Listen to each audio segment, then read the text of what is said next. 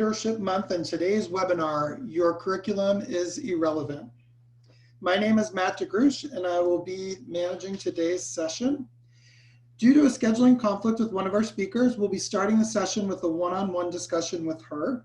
And in order to maximize her time with us today, I'm going to turn the session over to our moderator, Ross Brenneman, who serves as the Director of Media Relations at USC Rossier. Ross, if you would like to take it away. Great. Thank you, Matt. Good afternoon, everyone.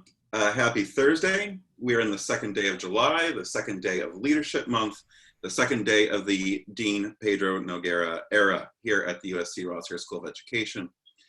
My name is Ross Brenneman, Director of Media Relations, and I'm also a former journalist and assistant editor at Education Week and Education Week teacher. Welcome to today's session. I think you're in for a fun and exciting time. Among today's topics, how race is and isn't covered in curricula, the role of district leadership and teacher education programs. We're going to talk about cultural capital, English, history, STEM. We'll try and cover as much ground as we can. And we'll remind you later, but if you have questions, just go ahead and enter them in the Q&A tab below, and we'll do our best to get to them. We have three excellent guests today, and I'm going to start things off with an English teacher and a Trojan alumna working at the Punahou School in Hawaii. She's also a vet of ASCD and a former Education Week columnist. And she's joining us while also getting ready to teach a summer school class.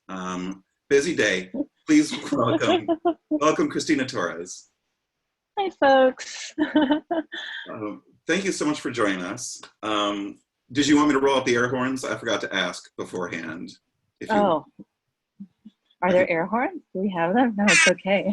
Oh, what's happening? That's amazing. That's the best thing ever.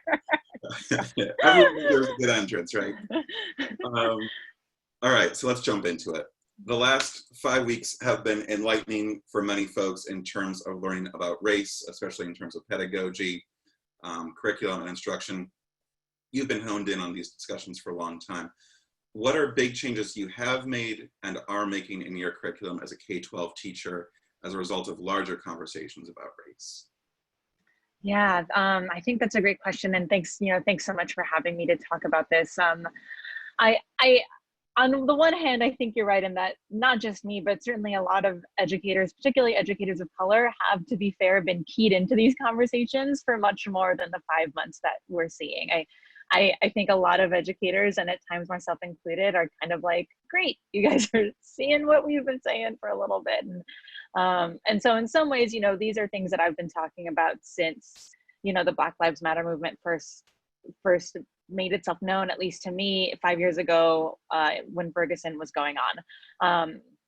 So in that way, it's not so much that it's not so much that I am changing, it's that I am just continuing a conversation and have, in some ways, unfortunately, sadly, more data to talk with it about, more examples, more things I can pull from. So there's that. On the other hand, at the same time, I am still always growing and I'm always learning. So as much as I thought myself a social justice oriented teacher and a teacher that was supporting, anti-racist ideas, I am still realizing just how much my own educational experiences have affected that. For example, as of a few years ago, I was a really big proponent of teaching To Kill a Mockingbird, depending on the population. I teach now in a very privileged place at a really nice private school, and for me, To Kill a Mockingbird was a really great way to talk about white saviorism and the difference between being nice and right and things like that. The more I've been pushed on that, and the more I've thought about it and had conversations with teachers that I really appreciate and really care about and whose work I really appreciate. For example, the folks at #DisruptTexts are amazing. They really pushed me. The more I've realized that while my intention might have been good, there's actually more I could have done. There's actually much more power in sharing stories by Black writers instead of filtering a Black story through a white gaze. So that's one of the big changes I'm making, and just really pushing back on the canon and what we teach kids and representation, and not just representation, but also what kinds of representation. If all the stories we have about historically marginalized groups are tragic and about how hard it is for them and how much we've mistreated them, I don't know that that's justice either. So I've really been asking myself those questions. I think that's great. Something that comes to mind is what happens when people push back on that because, you know, you say like, oh, I'm taking out To Kill a Mockingbird, or God forbid, Shakespeare. I know when I was a kid in my district, I think I learned A Midsummer Night's Dream 3 times, like in other grades. Too much. It's too much. Yeah, but then people say, "Oh, but it's Shakespeare," you know. So how do you have those conversations with people? Yeah. So one is recognizing the reality that people live in. So for example, I actually will be teaching To Kill a Mockingbird next year, just because I already got my department to change one of our novels, and then with coronavirus changing everything, asking them to change a whole nother novel feels like a big ask. So yeah, I am making sure that we're teaching it using, or I'm asking everyone, or, you know, I'm asking the rest of my department to consider using the facing history curriculum and things like that. So I also recognize like there are very real things going on in teachers' lives that sometimes we can't change exactly what we want in an instant. That said, I think there's a lot of things to be said for talking with teachers of, well, one, getting teachers to hear students' perspectives. I think sharing the fact that that's too many times to learn Midsummer. That's just, it's too much. That's too much. And I think that's a really good conversation to have about like, what are students getting out of this? What is it that students are interested in reading? And so there's that, you know, there's getting student voice involved. And then there's also having conversations with them about windows, mirrors, and sliding doors, which Dr. Rudine Sims Bishop, I believe, you know, brought up that concept of kids should be able to not just see themselves in the curriculum if you're teaching either students of color, Black students, or you have a more diverse student population, but also they should be getting windows into other cultures. I grew up in a primarily white area, and it would have been really helpful if, one, I had been able to see literature that looked like me before I was 17. And also if my classmates had been able to see, like, I don't just come from these stereotypes that you think I come from. There's actually a whole beautiful history and culture that a culture of literature and art that my people come from that you should be getting outside of Spanish class.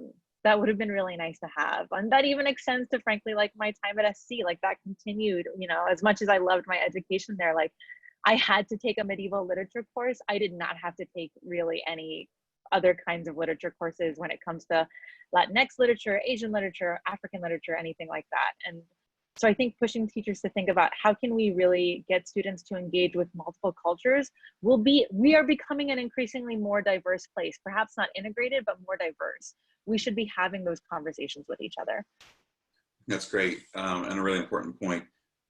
You mentioned asking, you know, students having a voice in what they read. Is there a role, you know, do you express that through differentiation? Like, do they each choose a book, or is it, you know, do you do like a survey? Like, how do you enter that student voice? Like, what's the practical manner?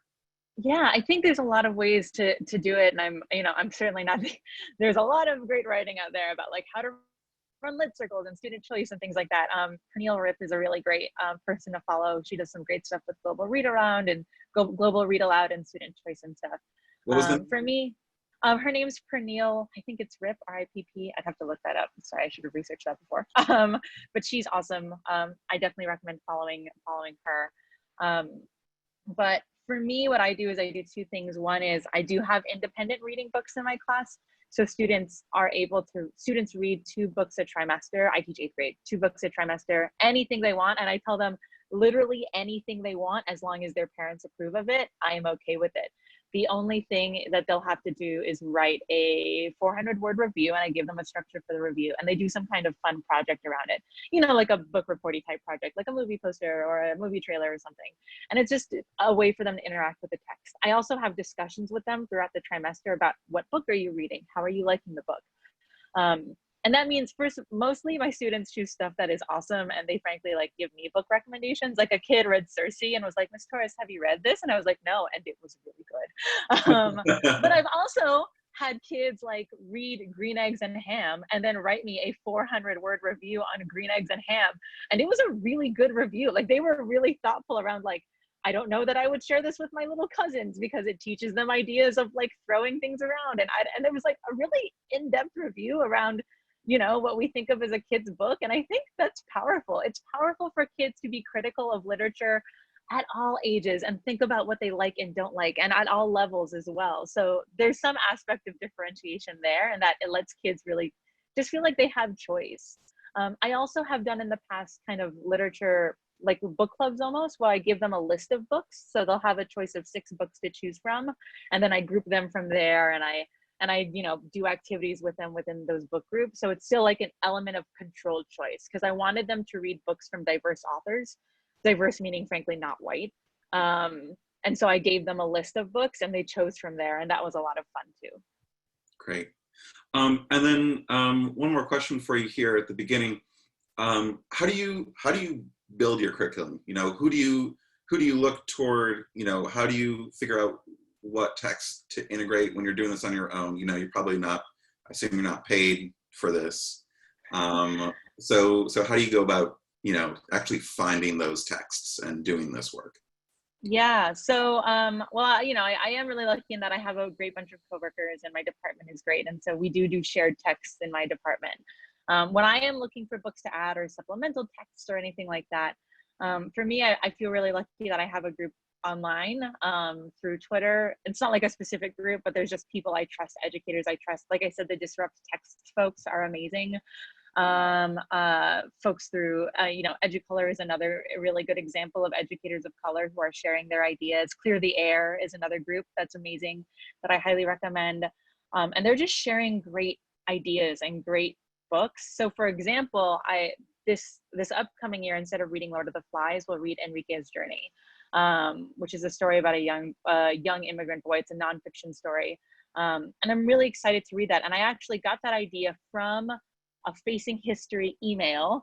And then I got some more feedback from my folks online. And then I was able to present it to my department, and they were awesome and they heard me. So some of it is just kind of having your ear to the ground and asking people what's out there. Unfortunately, authors of color, stories of color have historically not been shouted out, publicized nearly as much as white stories. There's just not as much curriculum and resources around them. So you do have to kind of look, but finding those resources once you do, Teaching Tolerance is another great one that I always recommend, just sharing really good examples of books and curriculum to go along with it.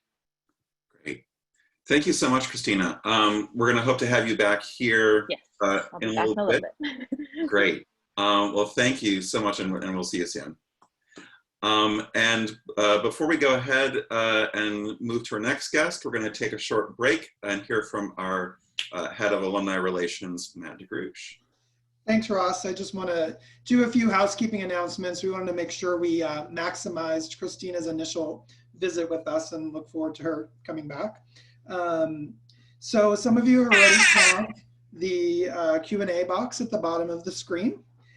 You are able to submit questions for our panelists via this box there, and we encourage you to do so. We know a number of you also submitted your questions in advance, and Ross has a list of those. So between that list of what was submitted in advance and what you'll submit today, we'll incorporate into our open Q&A after our next round of speakers have an opportunity to share their insights. I also want to let you know that we are recording this session, and we will be sending it out to all attendees afterwards. So you can watch the replay. And also, if you're planning to share your experience at today's session on social media, we encourage you to use the Leadership Month hashtag Rossier Leads. And lastly, I think that's it, actually.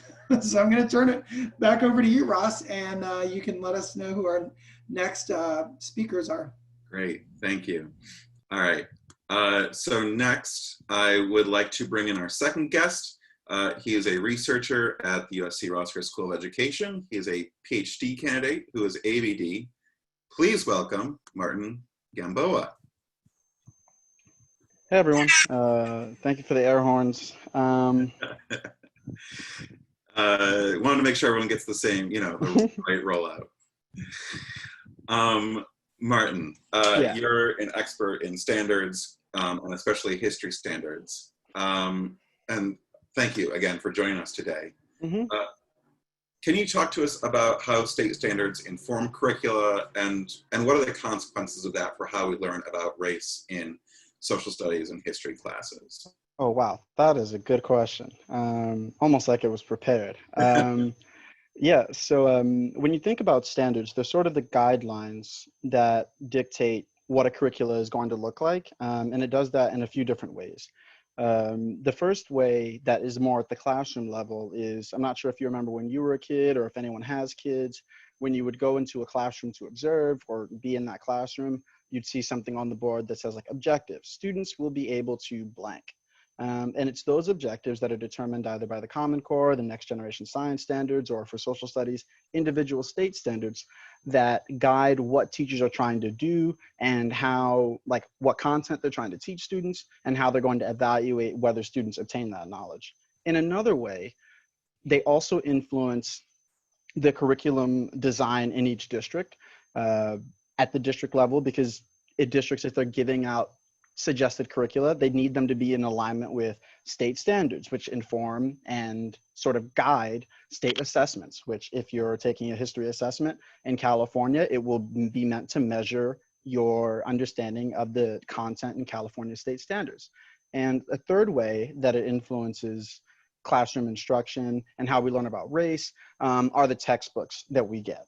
The New York Times did a great piece on the differences in textbooks in I think Texas and California, and pretty much I would say that the standards and the curricula that are guided by the standards usually have this sort of assimilationist idea about race, or this sort of continuous march towards progress attitude towards race. And at the earlier levels of US history, it tends to be that Black people, people of color, women, LGBTQ communities pop up at their moments of significance and then just sort of hide away. And I think some people call this the sort of heroes and holidays sort of curricula.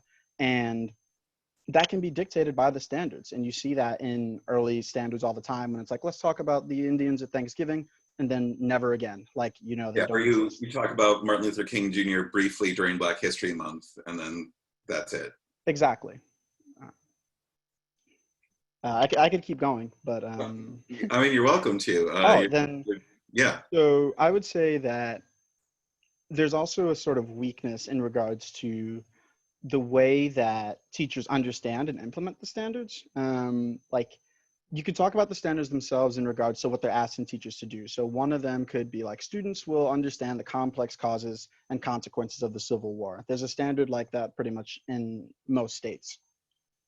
So to understand the complex causes, that's a sort of broad general standard, and there might be a few different substandards, but those substandards could differ by state.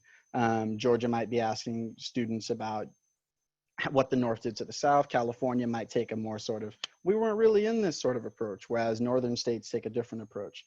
But if you were to focus even in on one state, the curricula would be guided by what they're trying to get students to achieve, and how teachers see that as being possible. So if the task is to analyze, teachers will probably create something more nuanced and sort of student evaluation based, rather than if the operative verb was students will know or students will list.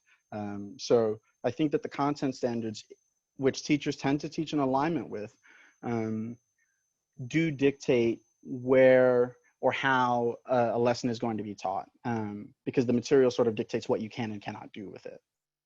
If you were a history teacher, what sorts of questions would you be asking, yourself, or, as you're looking through your textbook or your curricula if it's been handed to you, what are the critical questions that you should be asking? Honestly, I think that the critical questions that I would suggest any teacher to ask is, who was this textbook written for? Who was it written by?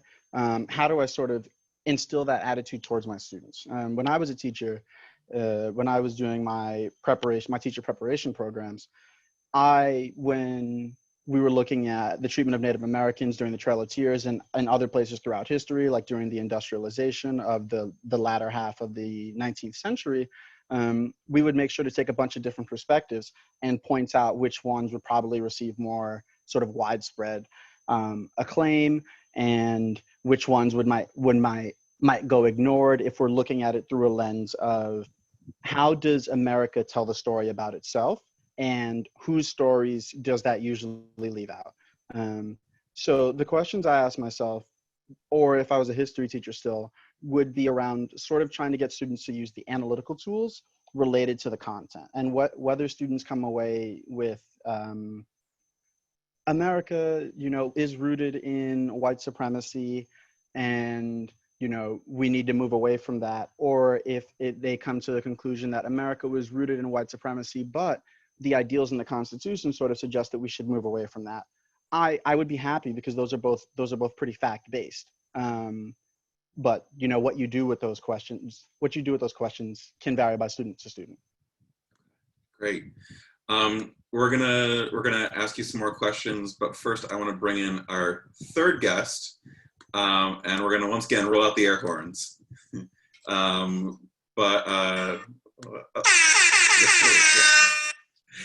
Hi. I'm super excited. A former principal at Paramount Unified. She is now the Director of Equity, Access, and Instructional Services for Lynwood Unified School District, and an EDD alumna of USC Rossier. Welcome, Dr. Patricia Brent-Sanco. Hello, everyone. Happy to be here. Thank you so much for joining us. Dr. Brent-Sanco, what recommendations do you have for district curriculum selection committees? Well, first, I think we need to recognize that historically school systems were not designed to meet the needs of students of color. Demons talks about how, every system is perfectly designed to get the results we get. And so, one, we need to acknowledge that as a country, we have not fully addressed institutional forms of oppression, racism, sexism, ethnocentrism, heterosexism. And so we can't expect our curriculum to reflect ideals that are not universally valued. And so I'm a great baker, but I can't take oranges and make an apple pie. I can't. Most schools in the United States typically use curriculum materials that reinforce a very Eurocentric norming culture, or Eurocentric values as normatives. And so our traditional school curriculum is based on that deficit worldview. And so my overall suggestions is that curriculum gatekeepers have to embrace the pedagogical tenets of a culturally inclusive curriculum. Students do not see themselves nor the relevance and the connection to the world around them. And then we have to acknowledge that those who view multicultural inclusive curriculum as anti-American really brought that out and brought their opposition out during the implementation of Common Core standards. And so we have to acknowledge that, entitlement creates a false sense of self and this unawareness of others. And therefore, those beliefs are then supported by the curricula, which is silent about our pluralistic nature of our country's history and development. So I would say, one, curriculum developers are gatekeepers. But the majority of those on the committees don't always represent the student populations who will use the materials. District curricular committees need to ensure that there are diverse voices providing input on the design and the actual layout of the programs.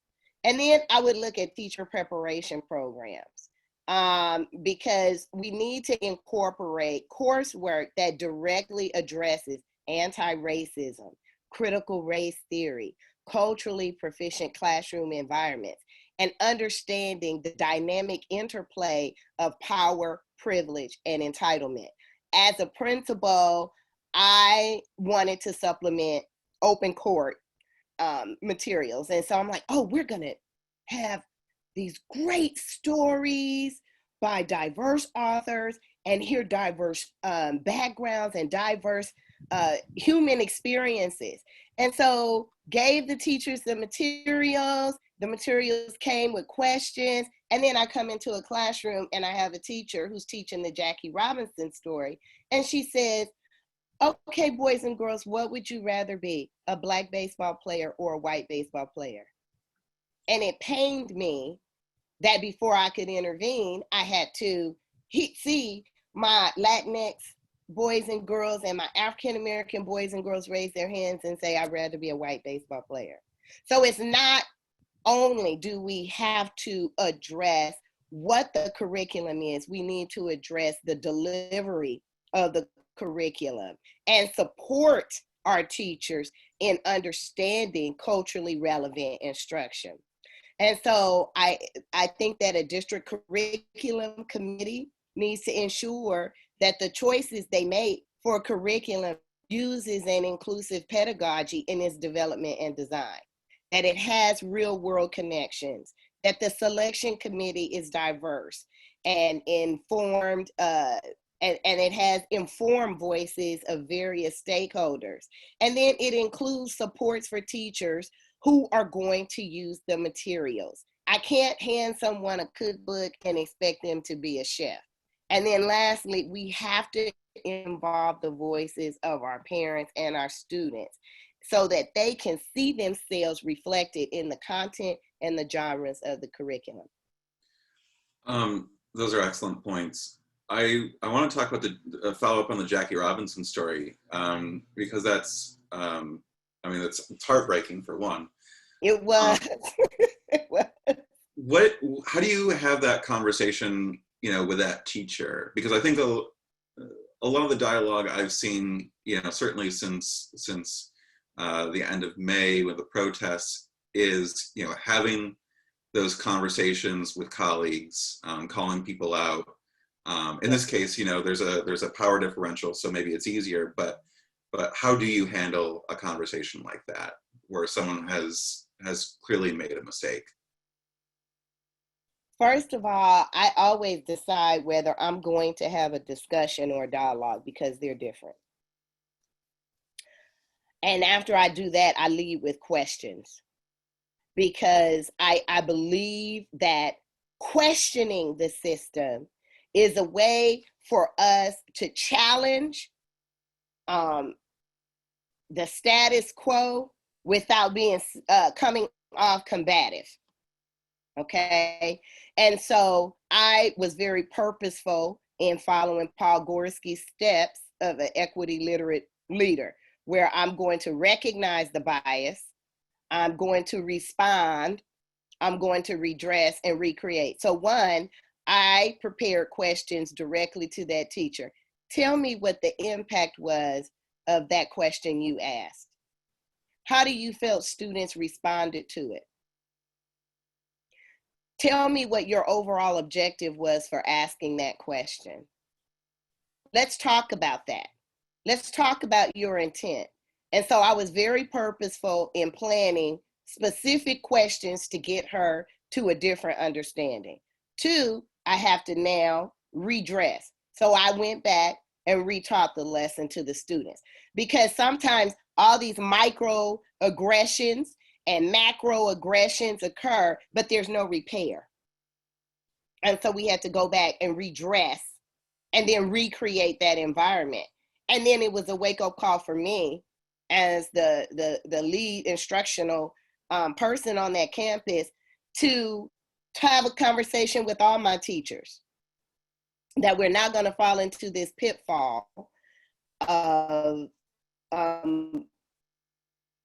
instituting our own implicit biases when we're trying to use multicultural curricular materials. Excellent. Thank you. You know, before this webinar started, Patricia and Martin, we were talking a little bit about math. And I know, you know, certainly it's easier to spot, I suppose, when you just at a surface level, where history curricula or social studies curricula or English curricula have more obvious problems. I think sometimes with race, I think sometimes STEM classes are overshadowed in the need to also have a diverse curricula, a race-conscious curricula. Can you two talk about how we do that in math, what a race-conscious math and science curricula looks like. Martin, it might be muted. Better? Yes. Okay. Yes. So I didn't want to overtalk you, Mark. Go ahead. thank you. You can overtalk me though.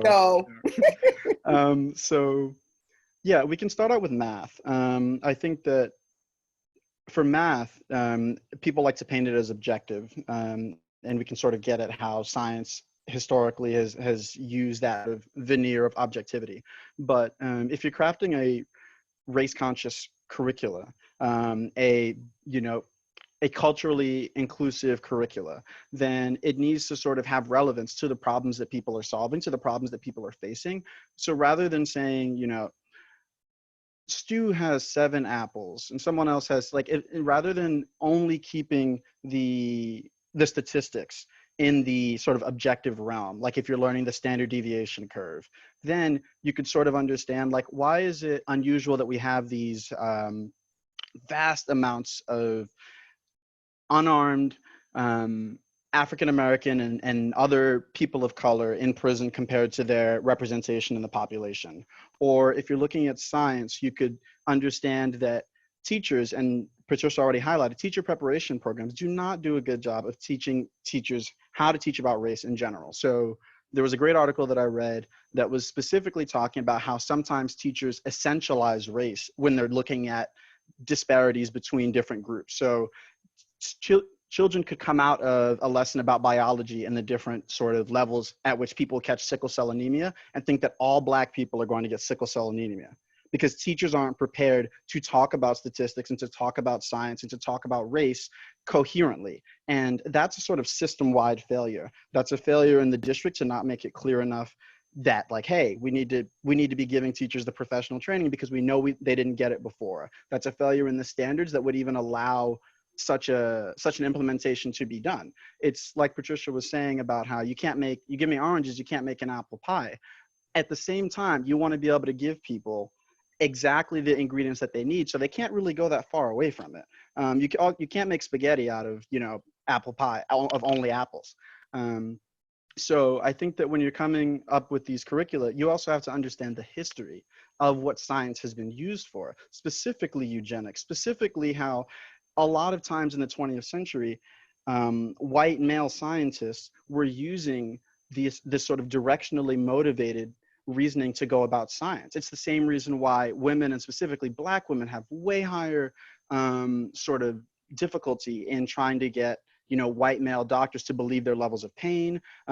It's why Black women die in childbirth at still like absurd rates. There are so many examples of how heterosexual white men were thinking about the body and were thinking about science and pretty much just seeing everyone else as a sort of deviation from the white man.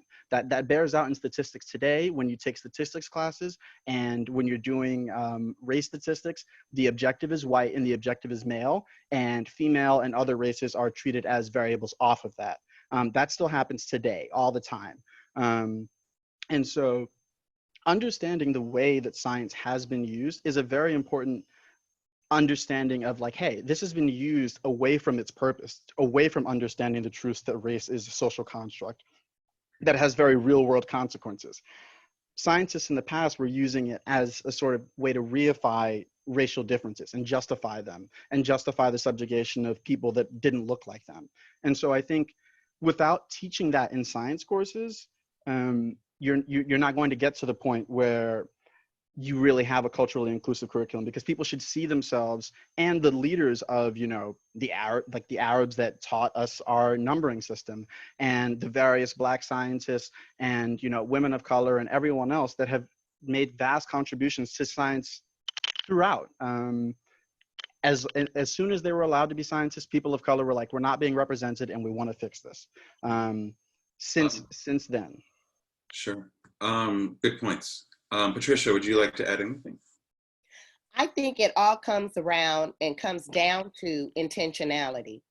Are we intentional about supporting our diverse student population in mathematics and science classes?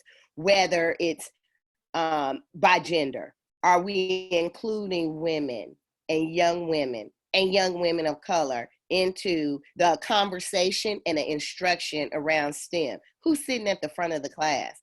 Who does the teacher feel has the best chance, and who do they have the highest expectations for? I think in all things, yes, we look at the curriculum, we look at the 1 + 1 is 2, but we also need to look at who is delivering the message to our students and who's empowering them, that says, I know that stereotypically they say girls are not as good at math as boys, but I believe you can do it. And that's not true. And everyone in my class will learn. Until we get to the point that there is an intentionality to erase stereotypes and to stop microaggressions. And then let me add micro affirmations, because people see who gets praised and who gets affirmed for the work they do in the classroom as well. And students are acutely aware of that. And so in Lynwood, we partnered with the American Honda Foundation for a $3.1 million partnership to establish a STEAM, science, technology, engineering, math pipeline for young men of color. Those type of things are intentional. So those students are able to use a STEM trailer that was donated by the National College Resources Foundation, and those young men have additional supports and resources that they normally wouldn't get. We have a girls coding program, because that's something that's outside the norm, but we need to send the message that you too are included. And when kids and parents see and understand that they too are included, they will participate. Excellent, thank you. Quick note for our viewers, by the way, because a few people have asked, this recording will be available later, so if you missed something, you'll be able to go back and see it. We've had a lot of great resources shared, and I think it would be good if we could compile a list, and I'll be happy to take the lead on that and ask our panelists for some added suggestions as well. You got it. Thank you. A question I have, I want to talk about professional development. Yeah. We mentioned a few times. There's a lot of reason to believe that a lot of PD doesn't work, that it's either a one-time thing, that it's inconsistent. What are the hallmarks of a good professional development around cultural responsiveness, around race, for teaching? What are the sort of, what does a good model look like? I believe that it starts with self-reflection. You have to look at the man in the mirror first. It gives opportunity for me to examine my own biases, because we all have them, right? And reconcile them and figure out how I'm going to manage them. So one, it starts with self-reflection. And then it moves, so it starts with the head. And then it moves to the heart. And it talks about, what are you feeling? It acknowledges how you're going to react to the new learning you have. And then it goes to the feet. So head, heart, and feet. And the feet is, what are you going to do?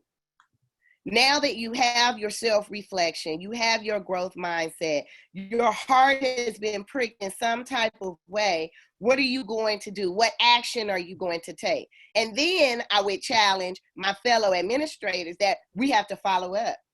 And I would challenge my fellow teacher leaders. We have to hold each other accountable so that you don't end up having what we like to call a one-off. You started with your head, your heart has been pricked, you've decided what you're going to do, and now it's being followed up and monitored. And then with any conversation about equity and about our culturally responsive PD, we need to look at how are we impacting and closing both the academic gap and the digital divide for students. Excellent. I could add a then- little bit, but Oh, go ahead. or we can move on to the next question if we're No, please go ahead. on a sort of broad theoretical level, people grow when they want to, and more importantly, it starts with the self-reflection and understanding, hey, this isn't necessary. I'm not acting towards the values or the principles that I see in myself, that I admire in others. An example, and you can find examples of this all over pretty much any branch of literature, but I'll start with like a sort of civic-minded one. Citizens do what they think good citizens do for the most part. So if your messaging is all a good citizen needs to do is vote every 4 years, then that's what they will do. To apply this to teachers, teachers attend professional development with the understanding that they should be good teachers. What that looks like, though, is inside, and that's something that I think goes vastly underrated in understanding why teachers do things the way that they do. Teachers that value professional development, especially around culturally responsive pedagogy, will be more likely to ask questions, to seek out additional resources, to make sure that it's not continuous, to ask to be held accountable, all of these things. And it's about building a sort of culture that is intolerant of non-growth mindset, especially in regards to inclusiveness. I had a conversation with Sean Harper, who's also here at USC, about how he gave a talk to, I think it was the University of Oregon, and mentioned that he wished that they showed the same intolerance for people expressing bigoted beliefs as they did for people smoking on their campus. You want, like Patricia said, the sort of the administration, their colleagues, to be actively pushing other people to grow and actively encouraging them to work on those blind spots, those weak spots, because we all have them. But like sometimes you cannot see them yourself. And I think what should make you a good teacher is wanting to be held accountable to them and wanting to grow. Those are so key. And I think it's more important when you read literature about when white people are by themselves, that maybe they start not talking about race, or they talk in subtly racist ways. And all I want is for white teachers to start challenging each other, not because there's someone of color around, because that's not the point. It's for the purpose of, being better people, being better teachers, being better for the students that you claim to be serving.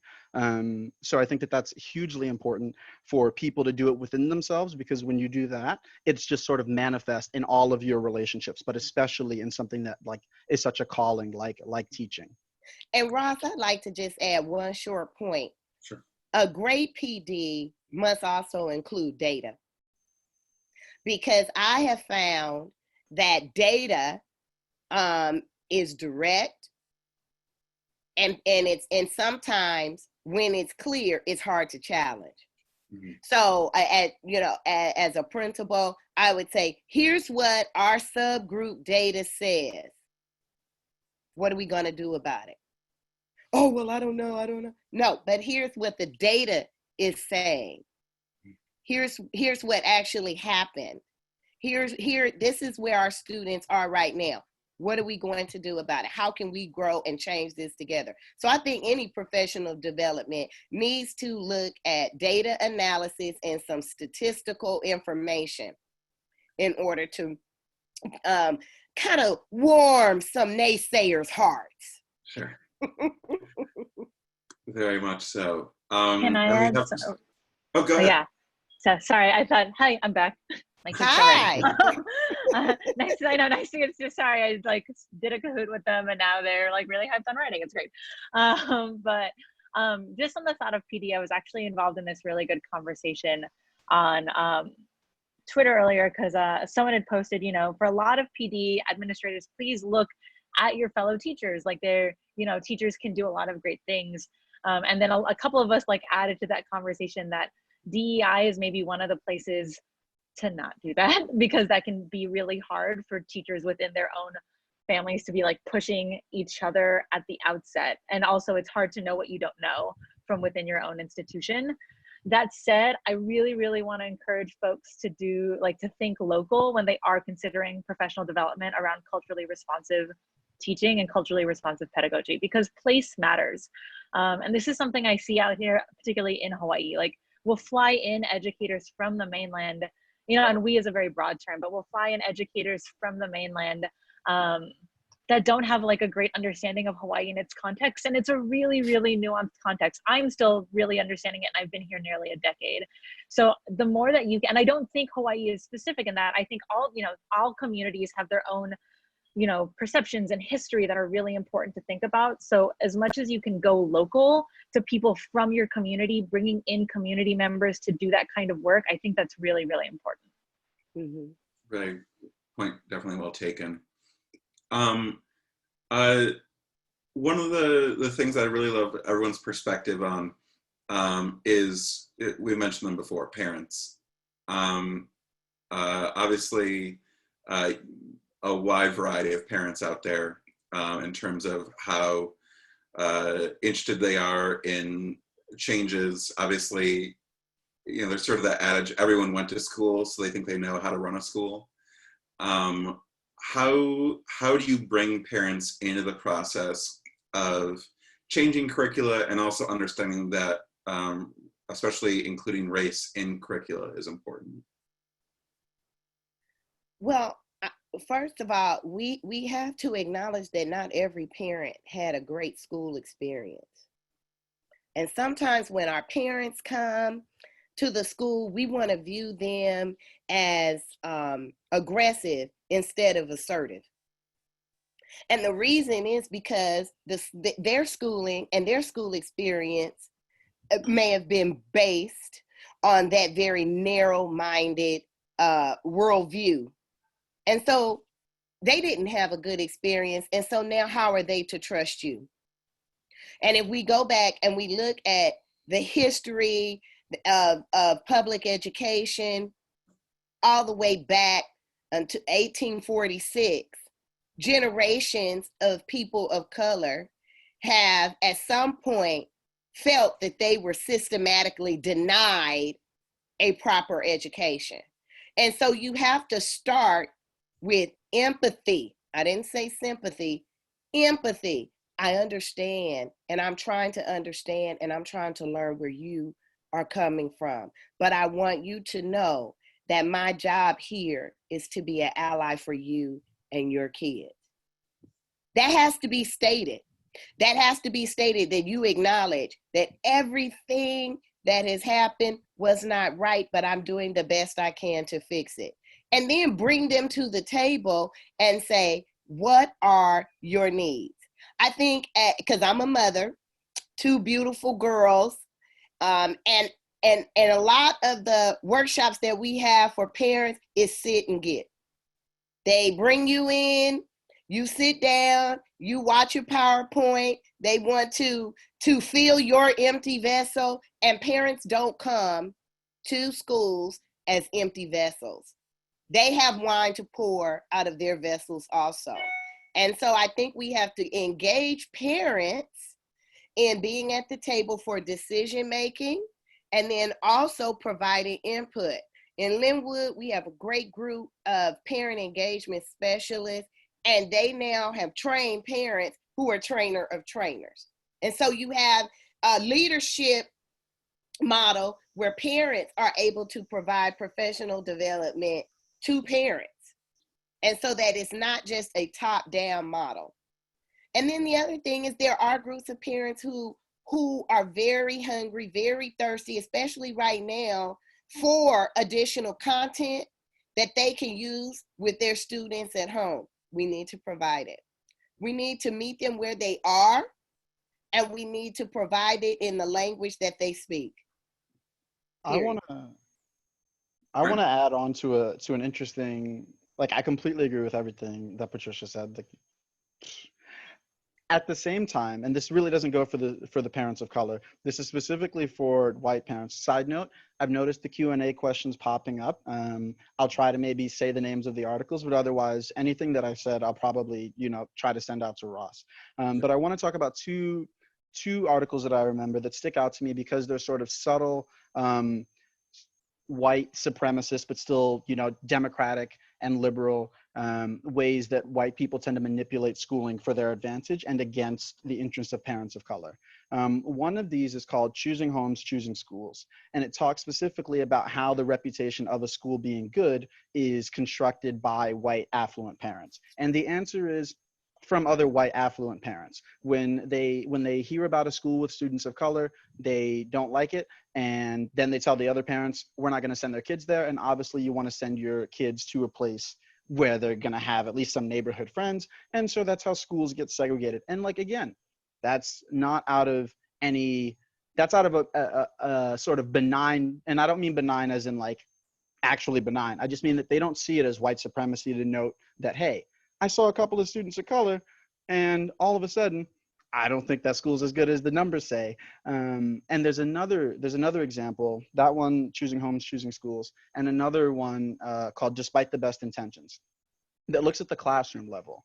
And it talks about how there were some achievement gaps. And the school was trying to address these with college and test prep, specifically meant for students of color, because that's where the gaps were. And white affluent parents like insisted that everyone be able to sign up, and took some of those spots away and like stretched the resources of the people that were trying to do that. Again, they just think they're doing the best for their kids, but they're not understanding why like there's a sort of equity mindset that they're actually pushing away for the purpose of getting their child a they went back to 1600, a 1590 rather than a 1570. And the last thing that I found like really interesting in that article is what happens when they start to have culturally diverse sort of history classes. The white parents sort of colluded to put all of their kids in Russian history because they wanted that. And like, again, like I think that's pretty insidious to sort of avoid teaching your students about the history and culture of people that don't look like you. But like, these are things that people that identify as liberal, people that value diversity in their schools still do, because white supremacy has not been stamped out as hard and as like virulently as it should have been. So even amongst liberals, white liberals tend to do things that are progressive minded, but they need to be the ones that determine the direction of what that progressive mind and what that liberal democracy looks like. Excellent point. I don't know that Russian history is super useful in a lot of places compared to, I mean, certainly there's a niche, but it is suspicious. Ross, could I share something really fast? Yes, absolutely. Just really fast. I don't have too much to add because the other 2 points were great. I will say this question of like how, and this is something that was mentioned in the chat box too, like reticent teachers, reticent parents, right? There's this really great article that just came out in Teaching Tolerance by Liz Kleinrock called Anti-Racist Work in Schools, Are You in It for the Long Haul? And one of the things she points out is like, how do administrators deal with teachers that may be reticent to join? And I think parents are a similar thing. And they don't want to mandate that their teachers go. And Liz asks them to reframe it as, what you permit, you promote. So what you permit in schools is what you end up promoting. So if we let teachers, if we let parents continue to think that to have sometimes choices that can end up with them leading to white supremacist actions, like the Russian history one, for example, instead of perhaps saying like all students should have some kind of introduction to the histories of people from their community, or like a more diverse set of history outside of European, that can end up, without meaning to, promoting this kind of white supremacy idea. So just a little thing I wanted to mention there. Okay, sorry, go ahead. No, thank you very much. And no one is interrupting this. This is a free-flowing conversation, so don't feel guilty. No need to apologize. We have a ton of questions about resources, but I think before we get into that, we need to sort of paint a picture here of responsibility. There are teachers, there are associates, there's principals, there's superintendents, and associate superintendents and such. Where do each of you think that the ownership belongs of this process of evaluating curricula for race consciousness, diversifying curricula? Who owns this process? All of us. Yeah. All of us. All of us. And we have to hold each other accountable.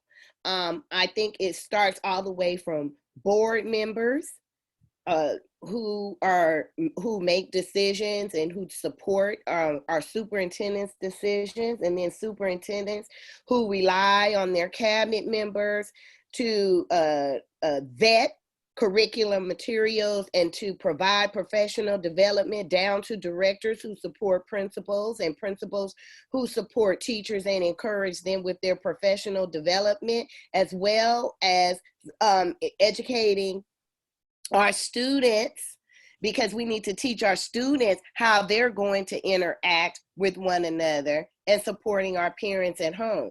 And so it's a pyramid that we all have to decide that we are going to directly address the inequities in public school using anti-racism, using critical race theory, building student social capital as institutional agents of change, using culturally proficient classroom environments. So I think it's a complete shift that we need to make that involves parents and students at the table. I would say that, again, it's everybody, and it's important to understand why it's everybody, especially in like post-colonial countries, that even though like the US is Western, it was still a colony of the US and bears heritage from it. And so in order to understand, let's say, if we're looking at Nazi Germany, which people condemn, people call it a genocidal state for one reason, because in order to be legitimate in that, you knew that genocide was going on. If you were taking gold from the Nazis that brought it to you and melting it down as a metalsmither, you were complicit in, the slaughter of Jews. If you're kicking Jews out of their homes, or if the police are kicking Jews out of their homes and you're a realtor and you then relist that home knowing what happened, you're complicit. And the same way that you can look at in the United States, because we're in an American context. I could give other examples, but I'll stick with the United States for now. At every single level, there has been white supremacy, specifically heteronormative, white, cisgender, landed white supremacy. And what that looks like is, after the Civil War, white supremacy still exists. The white people that are in power don't really care enough about the plight of Black people north, south, and otherwise to really stamp it out. And then what happens? Several decades later, Jim Crow laws come up that are drawn manifest. The Strange Career of Jim Crow by C. Van Woodward talks about how it wasn't inevitable. This is a sort of process where segregation and Jim Crow come into place. And if you look at the Homestead Act, when the U.S. is giving tracts of land out to people to settle where a lot of people's wealth comes from, Black people were excluded. And then you go to World War II and the GI Bill. Again, people giving, the federal government giving low interest loans to GIs that fought in World War II. And in New York City, at least in the suburbs of New York City on Long Island and upstate New York, it was prohibited to sell to Black people. It was prohibited to give those Black people loans. At every level, and this is just historically, you have to understand that people were complicit at a bunch of different levels. So you look at the realtors that were doing the GI Bill. If you look at the realtors that accept redlining, if you look at the banks that deny Black people loans, even though their credit is perfect. If you look at the voting people in Mississippi and Alabama that, think they have a good heart, but are actively denying people that should be able to vote, and then calling the cops. There's so much complicity that goes on that in order for us to undo white supremacy, it specifically has to involve every level in the chain. Because if there's a white supremacist in the chain, they will break it. They will do their best to undermine it. And Martin, there was one point in the chain that I don't think we mentioned, and that's our curriculum developers.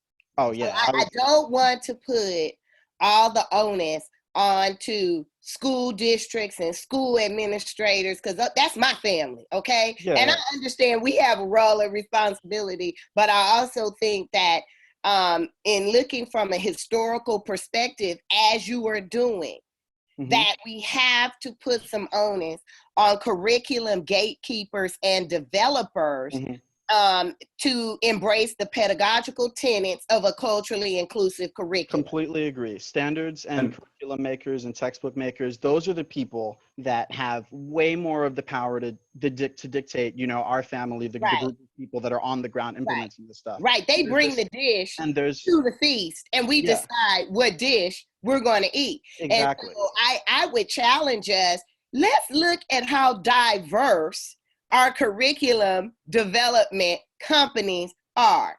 How many people of color are at Prentice Hall or at Hoofle Milford? And I'm not calling them out, but as an example, how many people of color and how many diverse voices are at the initial table? Yeah. So like, again, we always ask for teachers to, I'm going to make this short. And then we won't have to augment. We won't have to supplement. Yeah. And it's, oh, sorry, go ahead. Well, I was just going to say, and I think, and I really appreciate that you folks called out curriculum developers, because I agree, like, I think it's everyone, teachers need to be critical because they're the ones in the classrooms, and then they need to be supported, and that chain goes up, right? I will also say, like, something to think about systemically is that teachers are just, you know, teachers are not given a lot of time to prep. Like, that's just an unfortunate truth. We're not given a lot of time to prep and to make a new curriculum. And that's something that I do hear from teachers, is that even if they are able to make new curriculum or they are able to put in a new book, like, curriculum doesn't exist for it yet. And so that means they're making it from scratch. And when particularly public school teachers are already overworked and underpaid for that work, asking them to create new curriculum, can they do it? Of course, because teachers are amazing and adaptable, but it's a really, frankly, unfair lift for them. When I think too about, like, new teachers, we talk about, like, you know, most teachers leaving in the first 5 years, they're already so overwhelmed with things, telling them, hey, you have a choice between To Kill a Mockingbird, which has tons of curriculum out there that you can find super easily, or this awesome new book that just came out that's maybe, you know, a more diverse voice, like Enrique's Journey, or oh no, I'm blanking on the name of it. I think it's there's another book I'm thinking of, I'm sorry, but like, that doesn't have curriculum. I can understand why a new teacher is going to go with the one that has curriculum. I'm not saying it's the best choice, but I understand where that choice comes from, because there's a lot of systemic issues in place. So some of that is also not just like who takes ownership of holding each other accountable, but like giving teachers time, giving teachers resources, giving them the support to be able to make that new curriculum if it doesn't already exist. Because I think that's a big lift too. I agree, but there has to be an intentionality on saying, yeah, absolutely. Here is what we want to do. I want my English department to come together. I want us to look at our current material, and I want us to see how we can diversify this curriculum so that does our curriculum reflect the student populations that we serve? Or does our curriculum continue to support that deficit model worldview? And so I agree that there has to be time for us to look at what we currently have, and does it support continual forms of institutionalized oppression? And then what can we do about it? But there has to be an intention, and there has to be someone to say, hey, let's take a look at this. We want to make sure that our students feel that they are seen and that they are heard. And it's probably fair to say that if you're not seeing those conversations happen, if you're not included them, they're not happening, and someone needs to start asking questions, right? Right, because I agree with Christine, you know, we don't have a lot of time. Yeah. And time is always our enemy. And so it's easier and it's safer to, well, let's just use what we did last year. I get that. And so there has to be someone, superintendent, director, principal, to say, hey, wait a minute. Can we just take a look to see if our design is meeting the needs of students of color? Are we equitably giving students what they need when they need it? Because that's equity. Thank you all. Let's spend the rest of this talking about resources. We know this is what the people want. Let's start with, trust. We've talked a lot in the last hour about evaluating resources and such, and to some degree, we can say, Google it, because there are loads of resources out there. I mean, we've named Teaching Tolerance, we've named ASCD, we've named, tons of people. And we will, again, get a list of what we've mentioned here so far. But what are resources that you all trust? Give people some, expert insight. What are resources that you keep going to, whether it's curricular or professional development? Something where you're like, yes, I stand by this. Go ahead. No, you go first. You go first. All right, Patricia, you're going to start us off. Okay, so here's what's on my playlist right now that I have in rotation. Shiraki Holly, Culturally Responsive and Linguistic Instruction. Love that book. For self-reflection, Cultural Proficiency by Randall Lindsay. Let me see, I might even have it. Cultural Proficiency, a manual for school leaders, Lindsay, Robbins, and Terrell. Start there, because that's the man in the mirror piece, right? Delving into curriculum, like I said, Dr. Shiraki Holly, Culturally Responsive Instruction. And then for teaching, I love Critical Race Theory in Teacher Education, Informing Classroom and Culture Practices by Hand and Laughter. This then goes to that pedagogical piece, because like I said, I can give you the curriculum, but you can give me a cookbook, but you don't expect me to be a chef, because my mindset has not changed. Excellent. Martin or Christina, you're up next. Those are some bookshelf goals right there, to be able to pull, oh, I got this, blank wall behind me, because I think my books are still in a box. But so I can at least say one that was, influential on me when I was doing my early reading. Multiplication is for White People, by Lisa Delpit, is a fantastic book, and it sort of talks about the importance of people seeing themselves in curricula across discipline, across classes. I could go on about like maybe empirical things that I've read, but I think that would be best for a sort of resource later list. But I think, because I'm the history person, I love giving people the context. I think it's so important that if you're learning about race, racism, discrimination, bigotry, you can read Robin DiAngelo's White Fragility if you want, but like there are people that have been writing on whiteness for way longer that are not white. And I think it's super important that like, especially white people aren't just super excited because a white person is saying they're an expert on race. Because like Langston Hughes was talking about the ways of white folks way back, people that were oppressed by white people had been writing about the tools of oppression for so long, that like, it's important to understand that the sort of the expertise that you should be seeking should be also from the oppressed groups. So go back and read some Audre Lorde, go read some Fanon, go read Frederick Douglass, go read Du Bois, go read, there's so many people. And I would be remiss if I did not say that I mentioned Paul Gorski. He is like my absolute favorite. I love Paul Gorski. Please go to his website on Equity Literate Leaders.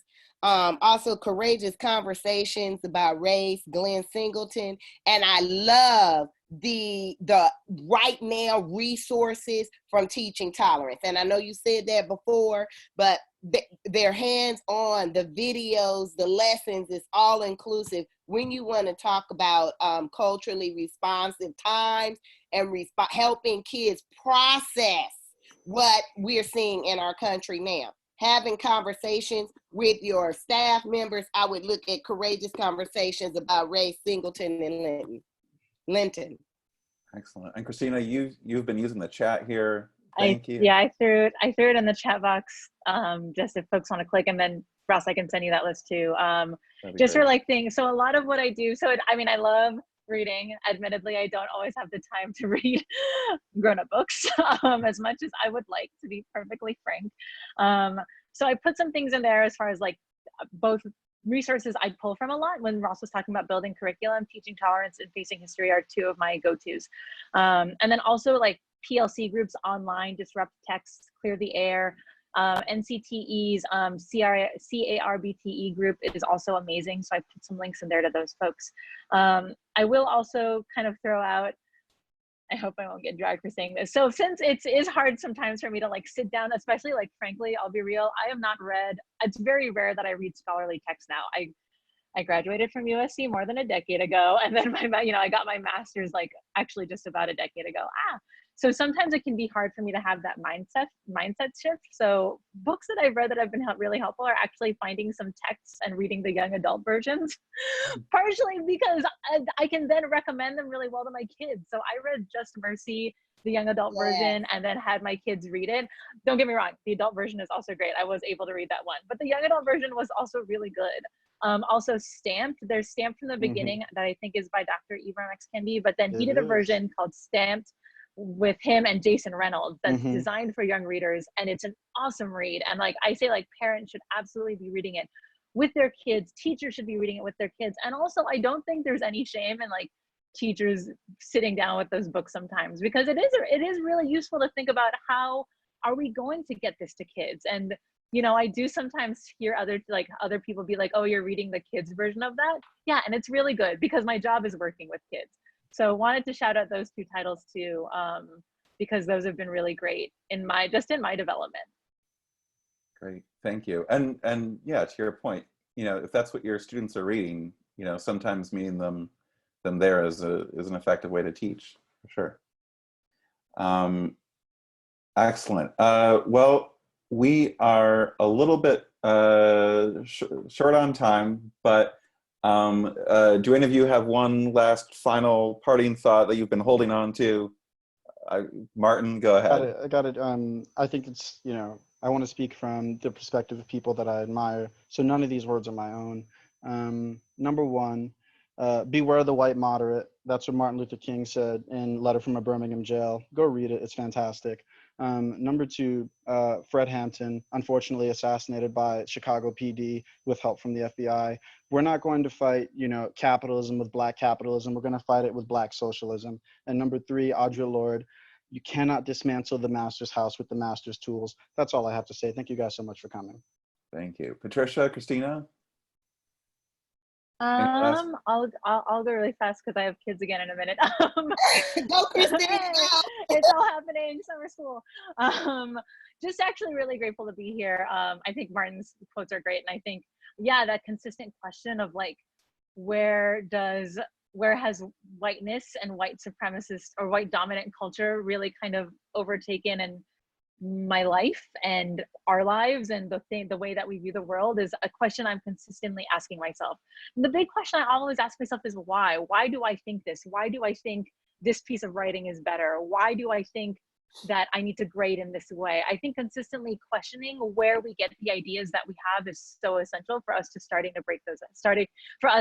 breaking those ideas down. Thanks guys so much. Thank you. Patricia? Yes, I just want to let everyone know I'm going to try to type the titles of the books in the chat. Okay. It'll take me a minute, but so don't close out right away because I'll still be typing at the end. And then I will just end like I end all of our equity meetings and all of the professional development that's offered through my company, the Lighthouse Educational Consulting Firm, is that we are equity warriors. And if not us, who? If not now, when? We are equity warriors. We facilitate structural changes in school systems that traditionally underserve and marginalize students. The greatest gift we give is to create environments where every student can thrive. We are the game changers, the lifesavers, the motivators, teachers, and lifelong learners. Our work is challenging, but the stakes are great. We will not fail.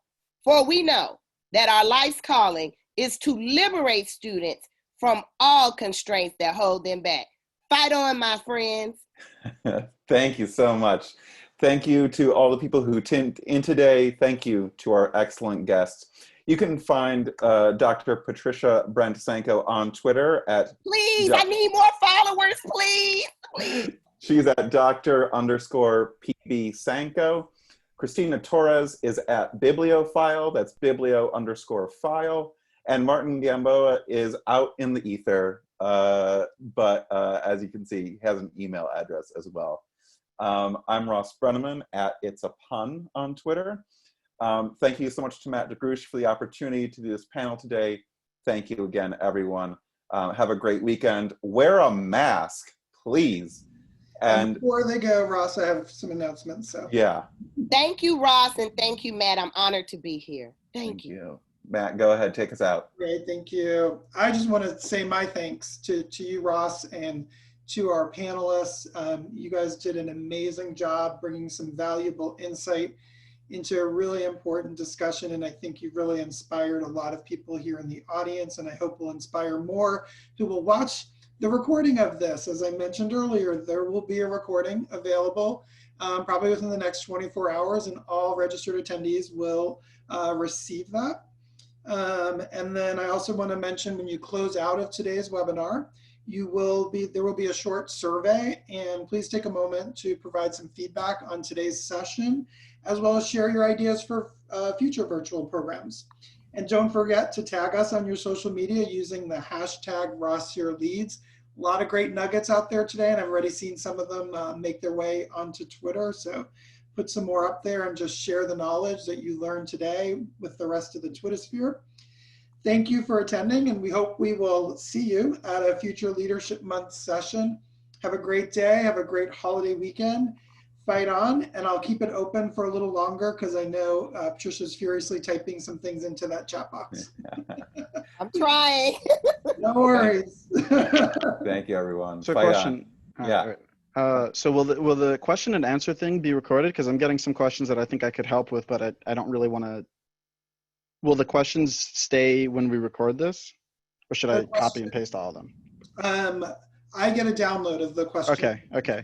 Great. So just send that to me, and I can do my best. Yeah, we'll do some emailing and gather some stuff together. Okay. Great. Thank you, everyone. Thank you. Bye. Bye. I'm going to keep it open. Don't worry, Patricia, but I'm just going to share our closing slide. Okay, awesome.